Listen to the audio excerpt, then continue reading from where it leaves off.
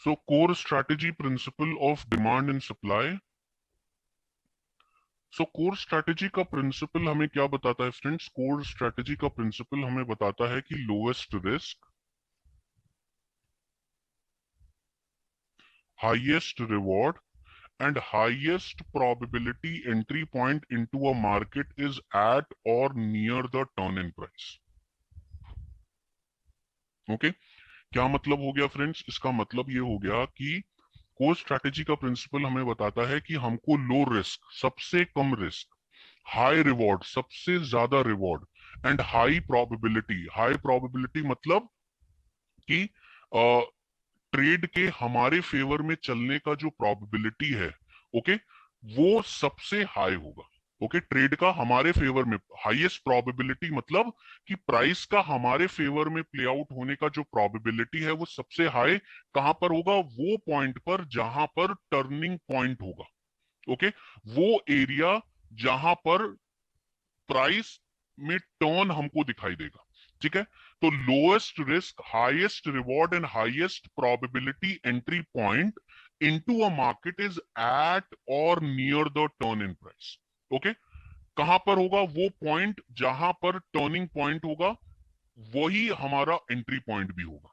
ठीक है, तो सबसे पहले कोर स्ट्रैटेजी प्रिंसिपल का 3 इंपॉर्टेंट पिलर्स क्या हो गए, ये याद रखिए। ओके, कोर स्ट्रैटेजी प्रिंसिपल के 3 इंपॉर्टेंट पिलर हो गए। Pillar number 1 low risk,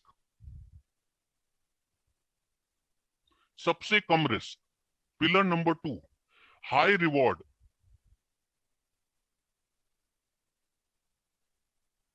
okay, सबसे ज्यादा reward. And pillar number 3 high probability. Okay, high probability मतलब सबसे ज्यादा चांस। ठीक है, तो low risk, high reward, high probability, entry point कहां पर होगा? मतलब वो कौन सा पॉइंट है जहां पर सबसे ज्यादा होगा रिस्क, सबसे ज्यादा हाई रिवॉर्ड होगा, और प्राइस के हमारे फेवर में चलने का चांस सबसे ज्यादा होगा। वो पॉइंट ही हमको आइडेंटिफाई करना है मार्केट पर। और वो कौन सा पॉइंट होगा? वो पॉइंट होगा आपका टर्निंग पॉइंट। ओके, जहां से प्राइसेस टर्न अराउंड हो रहे होंगे। तो हमको क्या करना है? हमको चार्ट्स पर बेसिकली टर्निंग पॉइंट्स ढूंढने हैं। ठीक है, जहां से प्राइसेस टर्न अराउंड हो रहे होंगे वही पॉइंट को हमको ढूंढना है, और वो टर्निंग पॉइंट्स पे हमको सबसे कम रिस्क, सबसे ज्यादा रिवॉर्ड और सबसे ज्यादा प्रोबेबिलिटी देखने को मिलेगा। ओके, अच्छा, अब ये जो टर्निंग पॉइंट है, ये टर्निंग पॉइंट्स इतने ज्यादा इंपॉर्टेंट हैं, तो इसके लिए हमको बहुत ज्यादा केयरफुल भी होना पड़ेगा। ओके, हम कोई भी टर्निंग पॉइंट को आइडेंटिफाई नहीं कर सकते, राइट? हमको बहुत केयरफुल रहना पड़ेगा इन टर्निंग पॉइंट्स को आइडेंटिफाई करने के लिए। So this means we need to be able to time markets turning point. ठीक है, हमको मार्केट के टर्निंग पॉइंट में को हमारी टाइमिंग अच्छी होनी चाहिए। ओके, सी मार्केट में it's all about the timing game. Okay, अगर आपका टाइमिंग सही है, सही टाइम पर आप सही जगह पर अगर एंटर करते हैं, तो हमारा प्रोबेबिलिटी सबसे ज्यादा हाई होता है। प्राइसेस का हमारे फेवर में वर्कआउट होने का प्रोबेबिलिटी सबसे ज्यादा हाई होता है। Okay, so this means we need to be able to time the market turning point in advance with a very high degree of accuracy. Okay, and तो टाइमिंग और accuracy ये दोनों ही बहुत ज्यादा इंपॉर्टेंट है।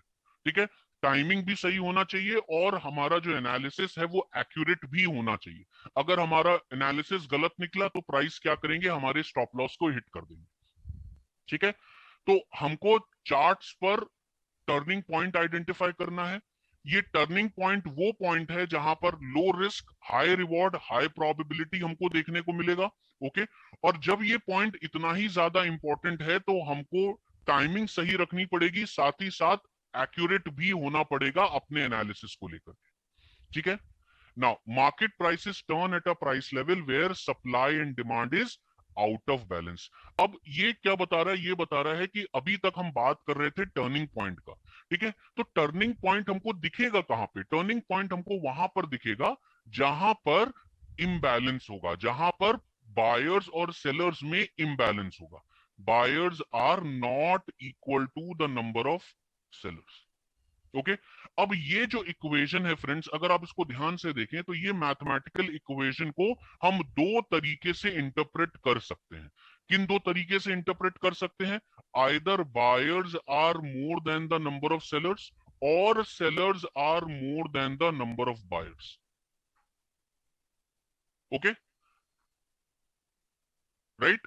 सो market prices turn at a price level where supply and demand is out of balance. So जहां पर ये आउट ऑफ बैलेंस सिनेरियो होगा, ठीक है, जहां पर भी ये आउट ऑफ बैलेंस सिनेरियो होगा, वहीं पर हमको ये पॉइंट देखने को मिलेगा या ये एरिया देखने को मिलेगा जहां पर सबसे कम रिस्क, सबसे ज्यादा रिवॉर्ड और सबसे ज्यादा चांस होगा, प्रोबेबिलिटी होगा प्राइसेस के हमारे फेवर में टर्न अराउंड होने का।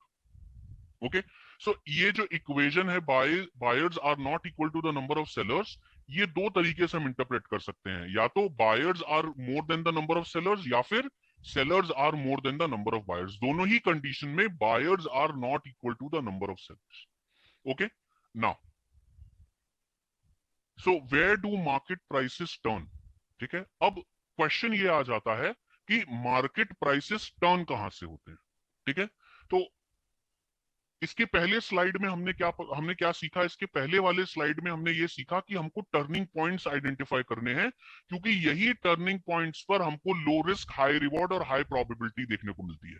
तो अब अगला क्वेश्चन ये आ जाता है कि टर्निंग पॉइंट प्राइस कहां से टर्न करता है, मार्केट कहां से टर्न करता है? ठीक है, तो मार्केट टर्न करता है डिमांड से। डिमांड को हम क्या समझते हैं friends? Law of demand, right? अब लॉ ऑफ डिमांड क्या हो जाता है? लॉ ऑफ डिमांड हमको बताता है कि अगर क्वांटिटी डिमांडेड ऊपर जाएगा तो प्राइस भी ऊपर जाएगा। ठीक है, अब देखिए यहां पर लिखा हुआ है not support. So initial sessions में मैंने थर्ड सेशन था मेरा, या सेकंड सेशन था मेरा, ओवरऑल वो थर्ड सेशन था। तो मेरे सेकंड सेशन में मैंने आप लोगों को क्या बताया था कि हम क्यों सपोर्ट और रेजिस्टेंस नहीं देखते, इसके बारे में मैं आगे आपसे बात करूंगा। मैं आपको बताऊंगा कि क्या प्रॉब्लम है सपोर्ट एंड रेजिस्टेंस के साथ, हम क्यों सपोर्ट और रेजिस्टेंस नहीं देखते हैं, राइट? अच्छा, अब अगर आप गूगल करेंगे, ठीक है, आप में से कई सारे लोगों को पता होगा कि सपोर्ट और रेजिस्टेंस क्या होते हैं। जिनको भी नहीं पता है, सिंपली आप गूगल पर सर्च कर लीजिए सपोर्ट एंड रेजिस्टेंस। ओके, तो आपको कुछ ऐसे प्राइस पॉइंट्स दिख जाएंगे।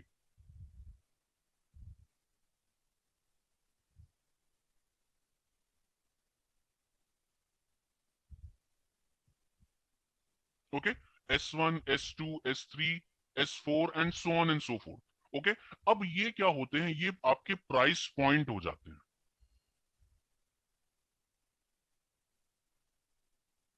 ठीक है, ये आपके प्राइस पॉइंट हो जाते हैं। अब हमें कैसे पता चलेगा कि प्राइस S1 को सपोर्ट करके टर्न करेंगे, या प्राइस S2 को रिस्पेक्ट करके टर्न करेंगे, या प्राइस S3 को सपोर्ट करके या रिस्पेक्ट करके टर्न करेंगे? ये हमें कैसे पता चलेगा? ओके, तो ये एक बहुत बड़ा क्वेश्चन मार्क क्रिएट कर देता है सपोर्ट्स पे या सपोर्ट एंड रेजिस्टेंस पे, क्योंकि ये पर्टिकुलर स्पेसिफिक प्राइस पॉइंट रहते हैं। हमें ये समझ में नहीं आता कि S1 को प्राइस रिस्पेक्ट करेंगे तो S1 पर एंट्री करनी चाहिए। अच्छा, अगर S1 पे हमने एंट्री कर भी ली तो हमारा रिस्क कितना होना चाहिए, हम स्टॉप लॉस कहां पे लगाएं? ओके, तो ये सारे क्वेश्चंस का आंसर सपोर्ट रेजिस्टेंस नहीं दे पाते। ठीक है ना फ्रेंड्स, मैं ऐसा बिल्कुल भी नहीं कह रहा हूं कि सपोर्ट और रेजिस्टेंस गलत है या ये वर्कआउट नहीं होते। ठीक है, मेरा सिंपली कहने का पर्पज सिर्फ इतना है कि ये इनका प्रॉब्लम है जिसकी वजह से हम सपोर्ट और रेजिस्टेंस नहीं दे।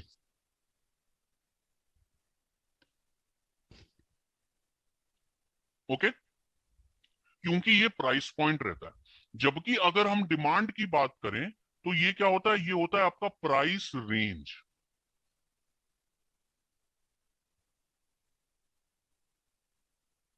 ओके, ये क्या हो जाते हैं? ये हो जाते हैं प्राइस रेंज, मतलब स्पेसिफिक। अब जैसे मान लीजिए 100 पर सपोर्ट है, तो 100 पर सपोर्ट का मतलब क्या हो गया? ये एक प्राइस पॉइंट हो गया।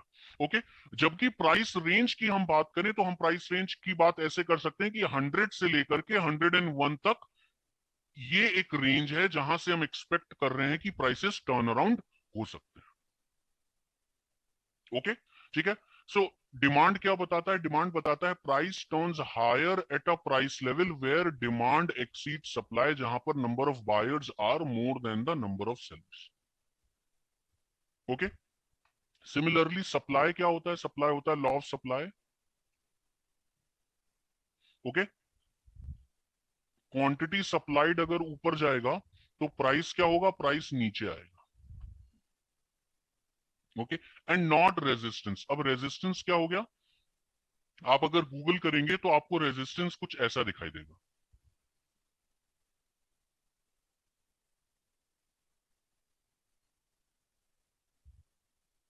ठीक है, R1, R2, R3, R4, so on and so fourth. अब अगेन ये क्या हो जाते हैं फ्रेंड्स? Same logic. ये आपके प्राइस पॉइंट है। अब हमें कैसे पता चलेगा कि प्राइस R1 को रिस्पेक्ट करके टर्न होंगे, या R2 को रिस्पेक्ट करके टर्न होंगे, या R3 पर को रिस्पेक्ट करके टर्न होंगे? ओके, ये पता करना थोड़ा सा डिफिकल्ट हो जाता है, और इसी वजह से हमें ये समझ में नहीं आता कि एंट्री और एग्जिट कहाँ करें सपोर्ट और रेजिस्टेंस के केस में। ओके, इसीलिए ये सपोर्ट और रेजिस्टेंस को हम फॉलो नहीं करते, हम फॉलो करते हैं सप्लाई और डिमांड को। अब सप्लाई क्या हो जाएगा? सप्लाई हो जाएगा price range. Okay, it will be a price range. So price turns lower at a price level where supply exceeds demand, जहां पर number of sellers are more than the number of buyers. Yes Rajesh ji. Okay, support और resistance को हम लोग pivots भी बोलते हैं। Okay, support और रेजिस्टेंस को हम लोग पिवट्स भी बोलते हैं। बेसिकली हम पहले पिवट कैलकुलेट करते हैं, और पिवट के बेसिस पर हम सपोर्ट और रेजिस्टेंस के लेवल्स को कैलकुलेट करते हैं। ठीक है, सो ऑलमोस्ट सेम चीज ही हो जाती है, राइट? ठीक है, तो डिमांड सप्लाई हम क्यों कंसिडर करते हैं फ्रेंड्स? हम डिमांड सप्लाई इसलिए कंसिडर करते हैं क्योंकि डिमांड सप्लाई क्या है? प्राइस रेंज है। ओके, हम प्राइस को एक रेंज देते हैं, और हम ये एक्सपेक्ट करते हैं कि प्राइस इसी रेंज से टर्न अराउंड, या प्राइस के इसी रेंज से टर्न अराउंड होने का जो प्रोबेबिलिटी है वो काफी हाई है। Okay, so who is on the other side of your trade? So आपके अपोजिट में कौन है? देखिए फ्रेंड्स, अगर हम प्रोफेशनल ट्रेडर हैं, ठीक है, अगर हम प्रोफेशनल ट्रेडर हैं तो हमारे अपोजिट में कौन है? Novice trader. नोविस मतलब क्या हो गया? नए ट्रेडर्स या नौसिखिए जिनको हम लोग बोलते हैं, जिनको पता नहीं है कि वो मार्केट में क्या कर रहे हैं। ओके, वो सिर्फ ब्लाइंडली मार्केट में उन्होंने एंटर कर लिया है, उन्हें नहीं पता कि मार्केट के रूल्स क्या है, उन्हें नहीं पता कि आर्ट ऑफ ट्रेडिंग क्या होती है। ठीक है, so friends always remember trading is an art.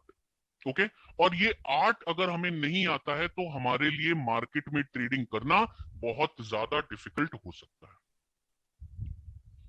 Okay, so who is on the other side of your trade? A professional trader और अ नोविस ट्रेडर। सो अगर हम प्रोफेशनल ट्रेडर हैं तो हमारे अगेंस्ट में कौन है? Novice traders. Okay. Now, human emotions. So, human emotion of fear and greed are clearly seen on a price chart if you know what you are looking for. So, similarly, so हमको जैसे ही हमको price chart read करना आएगा, so slowly and gradually जैसे हम price chart read करना सीखेंगे, okay, हमको ये चीजें क्लियरली चार्ट्स पर, फियर और ग्रीड जो है वो हमको क्लियरली चार्ट्स पर दिखाई देने लगेगा। ओके, नाउ अभी तक तो ये मैंने आपको थ्योरी बताया। अब थोड़ा सा प्रैक्टिकल देख लेते हैं। ओके, जो सेम कंसेप्ट अभी मैंने आपको बताया था फ्रेंड्स, अब वही सेम कंसेप्ट को क्या करते हैं, एक बार चार्ट्स पर अप्लाई करते हैं। अब ये एक रैंडम चार्ट है। ठीक है, this is a random chart.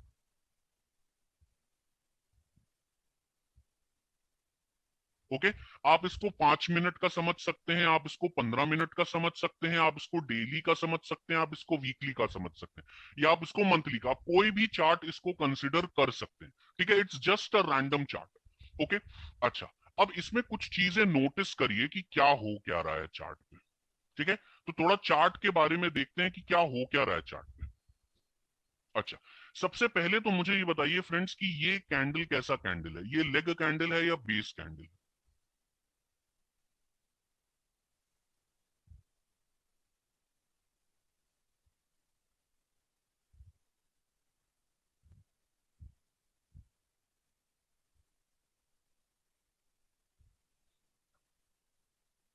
नहीं मधुस्मिता जी, ये बेस कैंडल हुआ। क्यों? क्योंकि इसका बॉडी देखिए, रेंज के मुकाबले बॉडी बहुत छोटा है, राइट?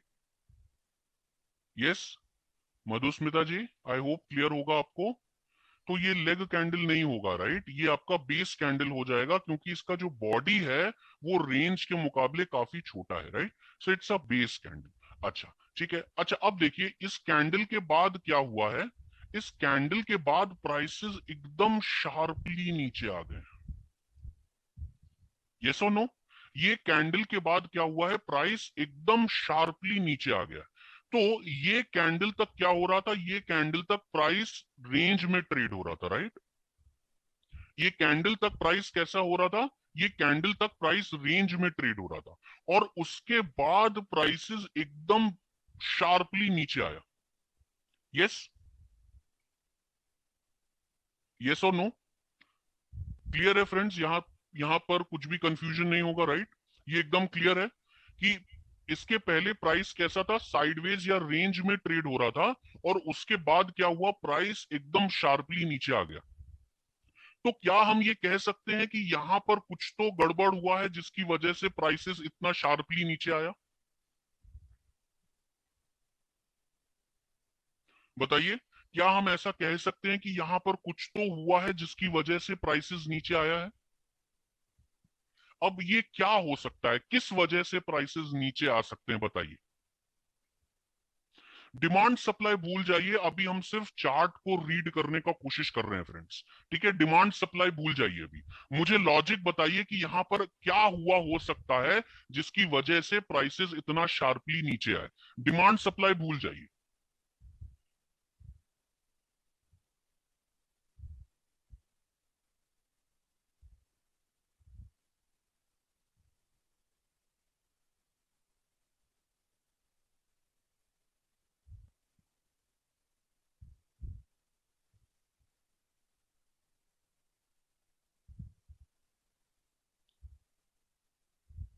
अच्छा, सो यस, आप में से कई सारे लोगों ने बहुत करेक्ट आंसर यहां पर दिया हुआ है, सो वेरी गुड।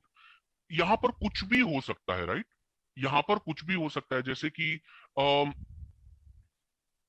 हेमंत जी बोलते हैं न्यूज है, रोहित जी बोल रहे हैं कि पैनिक सेलिंग हो रहा है। बहुत सही। समीर जी ने भी बोला हुआ है कि न्यूज हो सकता है, रिजल्ट हो सकते हैं। फजल जी बोल रहे हैं कि फियर है वहां पर, ओके। कुछ भी एक्सटर्नल, मनीष जी बोलते हैं कुछ एक्सटर्नल फैक्टर्स हो सकते हैं वहां पे, ओके। तो कुछ भी हो सकता है जिसकी वजह से प्राइसेस नीचे आए हैं, राइट? कोई भी रीजन हो सकता है जिसकी वजह से प्राइसेस नीचे आए। ठीक है। अच्छा अब फ्रेंड्स मुझे एक चीज बताइए कि कोई भी इवेंट हुआ हो जिसकी वजह से प्राइसेस नीचे आए, राइट? बट अगर मैं बायर्स सेलर्स मार्केट से हटा दूं, ठीक है, अगर मैं बायर सेलर्स को मार्केट से हटा दूं, तो कोई भी इवेंट की वजह से क्या प्राइसेस ऊपर या नीचे होंगे?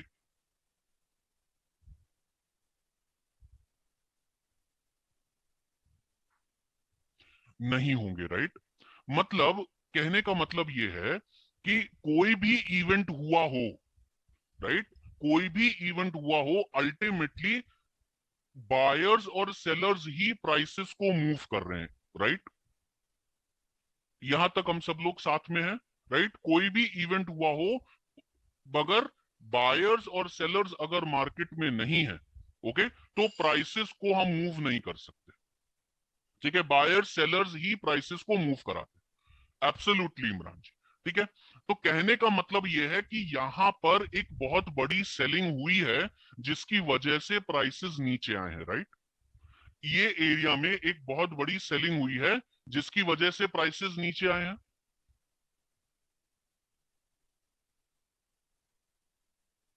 यस और नो? यस। तो अब हम क्या करते हैं फ्रेंड्स, ये जो गड़बड़ हुई है यहाँ पे, ओके, यहां पर कुछ गड़बड़ हुई है जिसकी वजह से अब यहीं पर कुछ हुआ है। यहां तक तो प्राइसेस साइडवेज ट्रेड हो रहे थे या रेंज में ट्रेड हो रहे थे, और उसके बाद सडनली प्राइसेस एकदम से नीचे आ गए। तो कहने का मतलब यह है कि यहीं पर कुछ ना कुछ हुआ है जिसकी वजह से प्राइस नीचे आया। तो हम क्या कर रहे हैं, हमने ये एरिया को पकड़ लिया, हमने इसको कैप्चर कर लिया।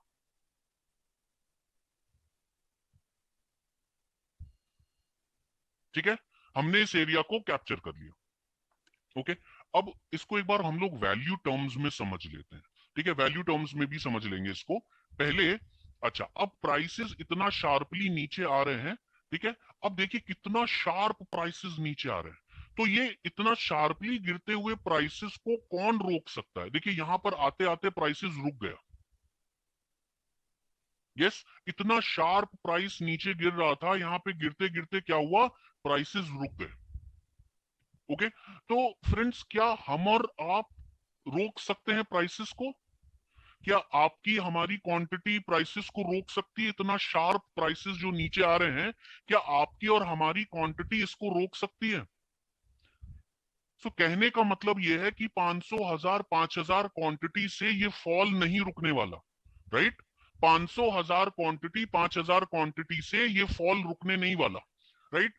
तो कहने का मतलब यह है कि एक बड़ा क्वांटिटी यहाँ पर लगाना पड़ेगा, एक बड़ा प्लेयर यहाँ पर आना चाहिए जो कि प्राइसेस को रोक सके, और ना सिर्फ रोके, अपने फेवर में टर्न भी करे। अब देखिए यहाँ पर भी वही हुआ है, प्राइसेस ना सिर्फ रुके हैं बल्कि हमारे फेवर में या बायर्स के फेवर में टर्न भी हो गए। यहां तक सभी लोग मेरे साथ में हैं?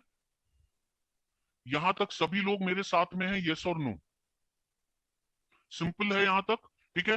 तो अब हमने क्या किया, तो कहने का मतलब यह है कि यहां पर कुछ तो हुआ है, यस। यहां पर कुछ तो हुआ है जिसकी वजह से गिरते हुए प्राइसेस रुक गए, फर्दर नीचे नहीं जा पाए, रुक गए, और ना सिर्फ रुके बल्कि बायर्स के फेवर में टर्न अराउंड भी हो गए, है ना। तो कहने का मतलब है कि ये दो जगहों पर कुछ ना कुछ हुआ है।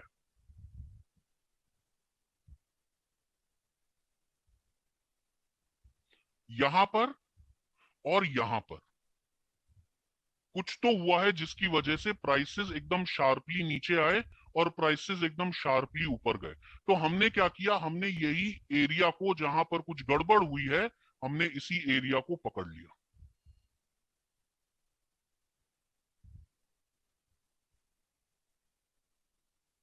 ठीक है, अब इसको वैल्यू टर्म्स में एक बार समझ लेते हैं। अब मान लेते हैं कि यहां पर एक बड़ा सेलर खड़ा हुआ है, मिस्टर एक्स।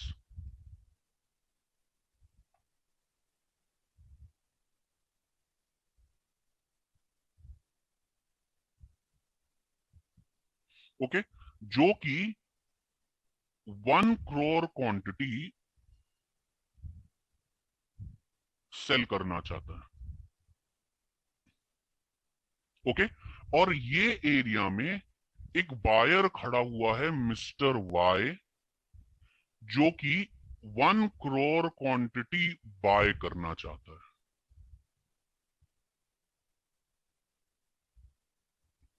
ओके, ये अज्यूम करते हैं।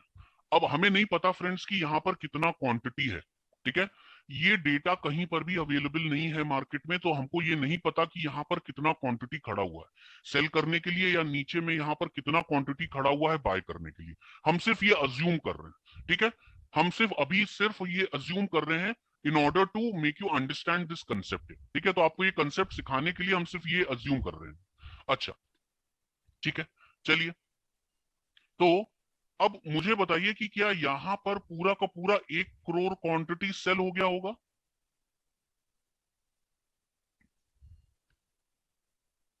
क्या पूरा का पूरा 1 करोड़ क्वांटिटी सेल हो गया होगा फ्रेंड्स?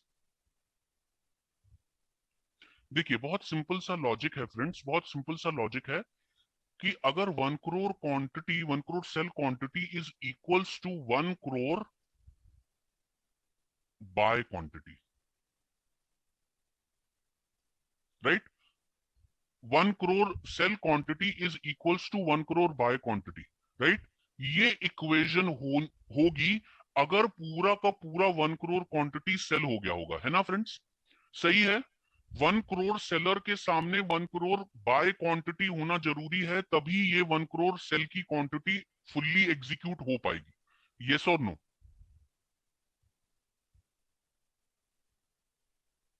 यस। अच्छा, अगर ऐसा हुआ होता, ओके फ्रेंड्स, अगर 1 करोड़ सेल क्वांटिटी के सामने 1 करोड़ बाय क्वांटिटी होती, तो प्राइस कैसा मूव होता? ऊपर की तरफ मूव होता, नीचे की तरफ मूव होता, या फिर साइडवेज रहता? कैसा होता price?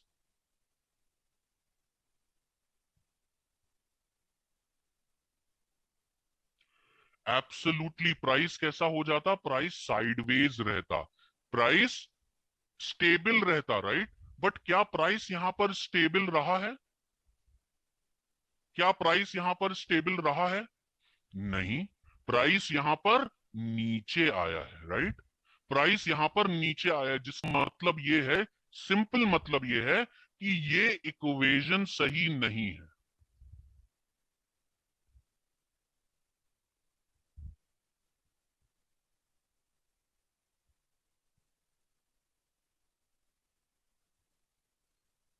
Okay, so 1 crore buy sell quantity is not equal to 1 crore buy quantity, right. ये इक्वेशन सही नहीं हुई है। अब अज्यूम कर लेते हैं कि यहां पर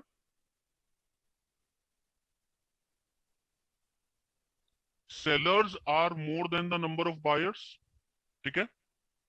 यहां पर sellers are more than the number of buyers, right. और यहां पे अज्यूम कर लेते हैं कि 10 लाख क्वांटिटी ट्रिगर हो गया, ठीक है। 10 लाख क्वांटिटी क्या हुआ, ट्रिगर हो गया। अब यहां पर पेंडिंग कितना बचा,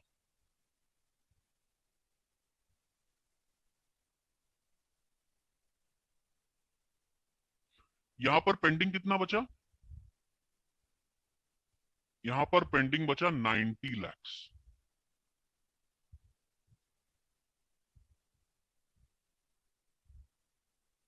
ओके, यहां पर 90 लाख पेंडिंग बचा। ओके, अब यहां पर 90 लाख पेंडिंग बचा हुआ है, मतलब it will create a pressure, sellers are more than the number of buyers, it will create a pressure, ठीक है। और प्रेशर की वजह से क्या हो रहा है, प्राइसेस नीचे की तरफ मूव कर रहा है, राइट। अब प्राइस नीचे आ गया और नीचे आते आते ये एरिया में रुक गया प्राइस, ठीक है। आते आते प्राइसेस ये एरिया में रुक गया। अब देखिए कैसे कैंडल्स बन रहे हैं यहाँ पे, कैंडल्स को नोटिस करिए, कैसे कैंडल्स बन रहे हैं यहाँ पे।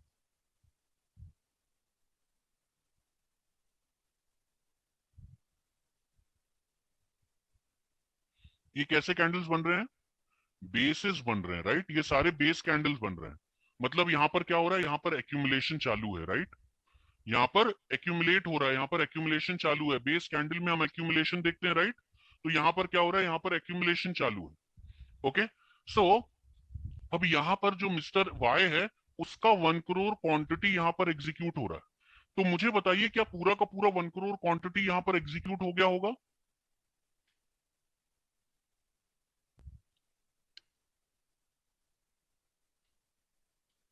क्या पूरा का पूरा 1 crore क्वांटिटी यहाँ पर एग्जीक्यूट हो गया होगा। अब देखिए, अगर पूरा का पूरा 1 crore क्वांटिटी एग्जीक्यूट हो गया होता, तो इक्वेशन कैसी बनती, 1 crore buy quantity is equals to 1 crore sell quantity, right. और अगर ये इक्वेशन ट्रू होती तो प्राइसेस कैसे मूव होते, ऊपर मूव होते, नीचे मूव होते, या साइडवेज मूव होते, कैसा मूव होते प्राइसेस। अगर ये इक्वेशन ट्रू होती तो प्राइसेस साइडवेज मूव करते, राइट। रेंज बाउंड रहते, साइडवेज मूव करते। Okay, but prices sideways move की कर रहे हैं, यहां पर प्राइसेस यहां पर साइडवेज मूव कर रहे हैं, नहीं, यहां पर प्राइसेस ऊपर की तरफ मूव कर रहे हैं, राइट। प्राइसेस यहां पर ऊपर की तरफ मूव कर रहे हैं, जिसका मतलब ये हुआ कि ये इक्वेशन कहीं ना कहीं गलत है, ये इक्वेशन सही नहीं है, राइट। ये इक्वेशन सही नहीं है। Okay, so buyers are more than the number of sellers,